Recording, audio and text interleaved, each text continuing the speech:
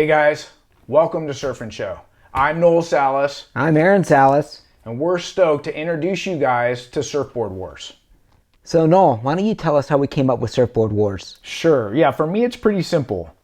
We do these reviews on all these boards and they fit the same wave range, let's say 1 to 4 feet, and it's boards that fall in the same category even by different manufacturers, and our community is looking to buy a board and they don't know which one to buy. And us surfers, we always want to make the right decision on a purchase for a board in the quiver we're trying to build.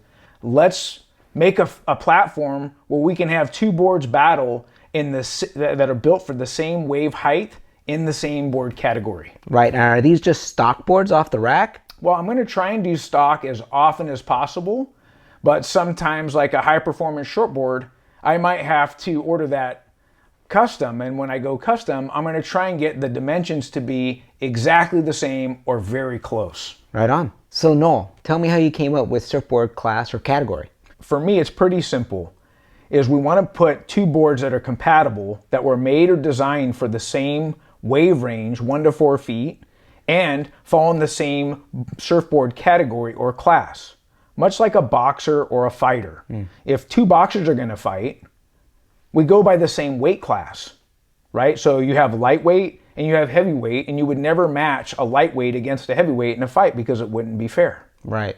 Well, that's what we did starting with the Rocket Wide versus the Neckbeard 2. Here's two boards built for the same wave size, let's say 1 to 4 feet, as small wave performance boards, as step downs compared to maybe what you would ride as a high performance shortboard. So they're shorter, wider, thicker, and overall have less rocker. So we're looking to maximize speed but still have that performance in some mushy, gutless waves. Help me clarify and understand the category and classes that we've put together. For each surfboard, I'll do that for surfboard and fins, but I'm going to stand up and we're going to look at it. So we've identified Neckbeard 2, Rocket Wide, small wave performance board, right? Okay. Now I want to look at, this is the CI Happy here. Okay. That's going to represent the high performance shortboard class, right? Okay. And now as I move over here, you look, this is the Machado SEASIDE. Now the SEASIDE is a performance fish that's built as a quad. Okay, does that go up against the thrusters as well, or only quads? Quads only. Okay. Right, so this would be kind of fun to watch maybe against the Lost RNF Retro fish, which is designed purely as a quad. Okay. Now both boards I did ride as twin fins, so could we battle the SEASIDE and RNF Retro as twin fins? Well, I'd like to think that would be up to the manufacturer. Right. Because we are going to have a winner and loser in every war. Okay. And so Machado might not want to see this board battling as a twin fin because it was designed as a quad. Oh, okay. Does that make sense? That makes sense. Okay, so then we have the Aquila IPA. This is called the Wing Twin, and the reason I bring this board up is because it's built purely as a twin fin. There is no center box to put a stabilizer in there, and this would be a performance twin, and if any other twin fin wants to battle or have a war against the IPA 5.5 twin, it needs to be ridden as a twin fin solely. Okay, so no 2+1. No 2+1 setups, because now we have something to pivot off Right. of. So I'm trying to keep it as fair as possible. Then we have the Lost Maysim, which is an asymmetrical board. I think that this board could technically battle in the Groveler category because it has that hybrid nose. Right. It fits the Groveler category, sure, even though it has an alternative tail, meaning it's an asymmetrical shape, but it's not extreme. Right. Right? So if this had an extreme asymmetrical board, I would want to have wars against other boards that were extreme in that area also. Okay. Now we have identified Surfboard Class. We have to talk a little bit about fin class. Honeycomb is going to be middle of the ride number, right? And middle ride number means it's going to offer good consistency.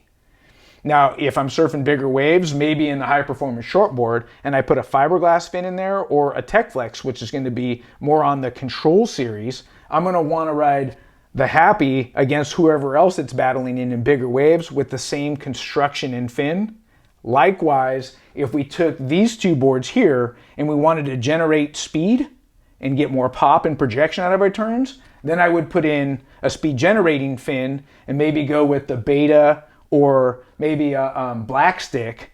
Well, whatever black stick fin I choose, I can use one that's a little bit more neutral, like the Jack Freestone in the Generation series, I'd have to pick something else for the neckbeard 2, maybe with a little bit more rake, and go with AM2 Beta. Sure. But both fins are speed generating. Right. And that's how we're going to stick to class in each category. All right, Noel, you got us excited. How are we picking a winner? How are we voting? Yeah, that's a great question.